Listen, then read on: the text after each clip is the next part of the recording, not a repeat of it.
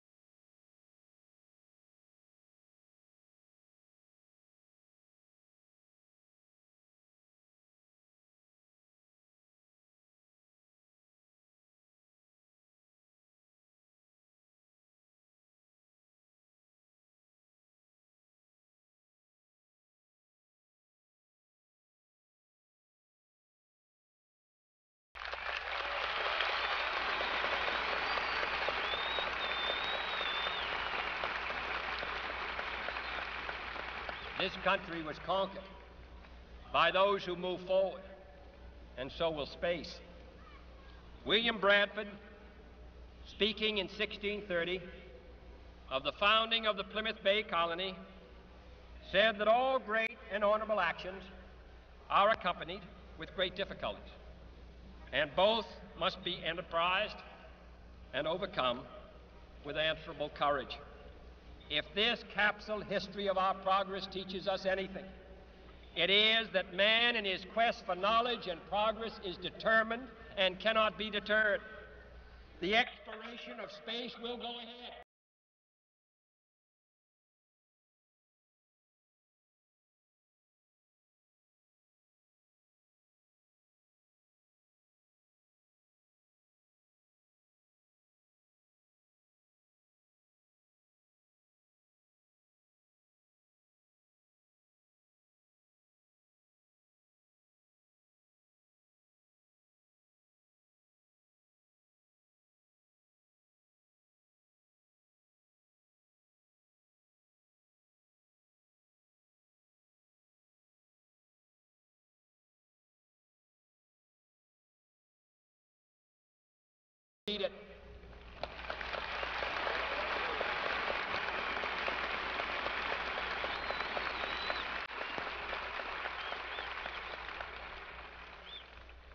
eyes of the world,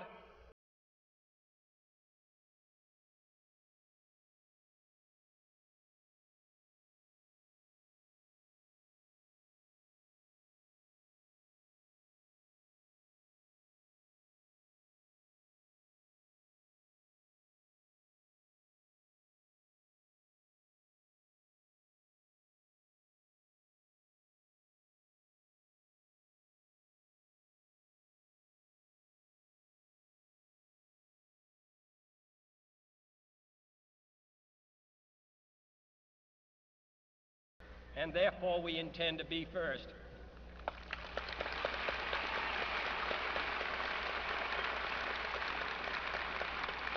In short, our leadership in science and industry, our hopes for peace and security, our obligations to ourselves as well as others, all require us to make this effort, to solve these mysteries, to solve them for the good of all men, and to become the world's leading spacefaring nation. We set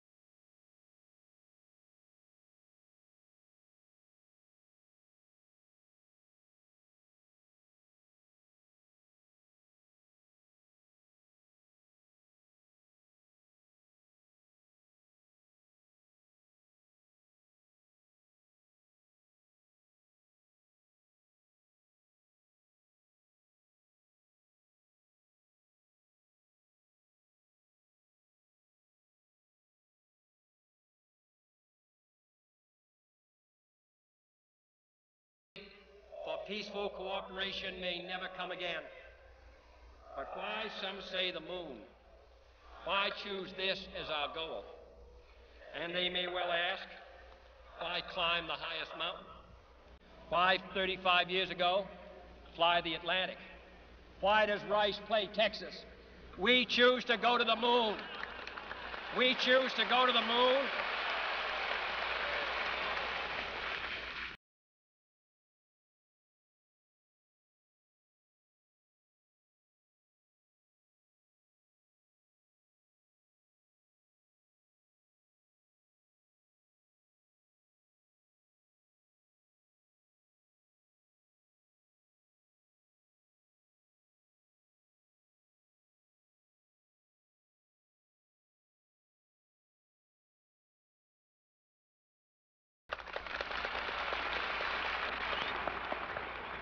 It is for these reasons that I regard the decision last year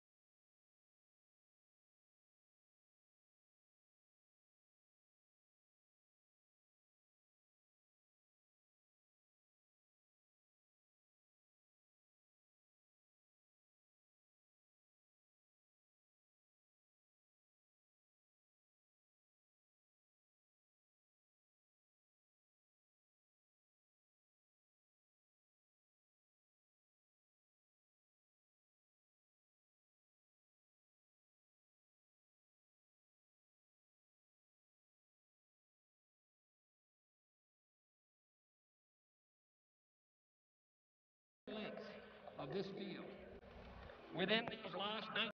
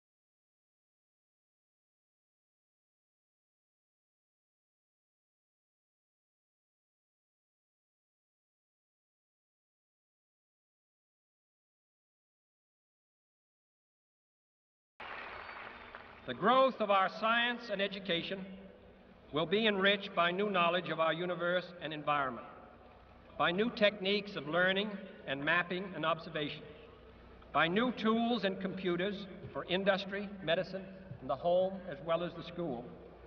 Technical institutions such as Rice will reap the harvest of these gains. And finally, the space effort itself, while still in its infancy, has already created a great number of new companies and tens of thousands of new jobs. Space and related industries are generating new demands in investment and skilled personnel, and this city and this state and this region will share greatly in this growth.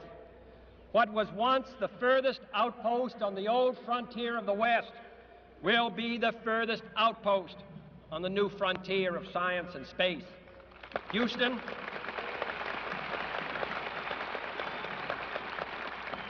your city of Houston, with its manned spacecraft center, will become the heart of a large scientific and engineering community. During the next 5 years, the National Aeronautic and Space Administration expects to double the number of scientists and engineers in this area, to increase its outlays for salaries and expenses to $60 million a year, to invest some $200 million in plant and laboratory facilities, and to direct or contract for new space efforts over $1 billion from this center in this city. To be sure, all this costs us all a good deal of money. This year's space budget is 3 times what it was in January 1961, and it is greater than the space budget of the previous 8 years combined. That budget now stands at $5.4 billion a year, a staggering sum, though somewhat less than we pay for cigarettes and cigars every year. Space expenditures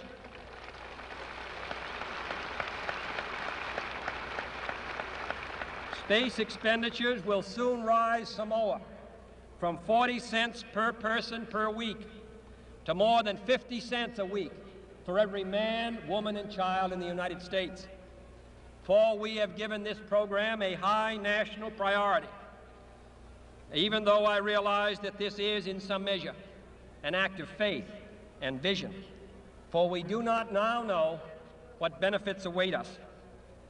But if I were to say, my fellow citizens, that we shall send to the moon 240,000 miles away from the control station in Houston a giant rocket more than 300 feet tall, the length of this football field, made of new metal alloys, some of which have not yet been invented, capable of standing heat and stresses several times more than have ever been experienced, fitted together with a precision better than the finest watch, carrying all the equipment needed for propulsion guidance, control, communications, food, and survival on an untried mission to an unknown celestial body and then return it safely to Earth, re-entering the atmosphere at speeds of over 25,000 miles per hour, causing heat about half that on the temperature of the sun, almost as hot as it is here today, and do all this, and do all this, and do it right, and do it first before this decade is out, then we must be bold.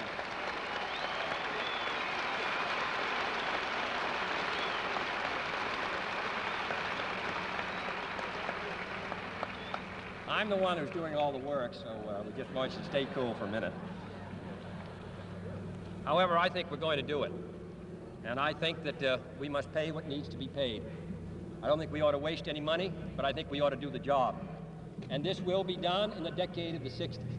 It may be done while some of you are still here at school at this college and university. It will be done during the terms of office of some of the people who sit here on this platform. But it will be done. And it will be done before the end of this decade. And I am delighted that this university is playing a part in putting a man on the moon as part of a great national effort of the United States of America.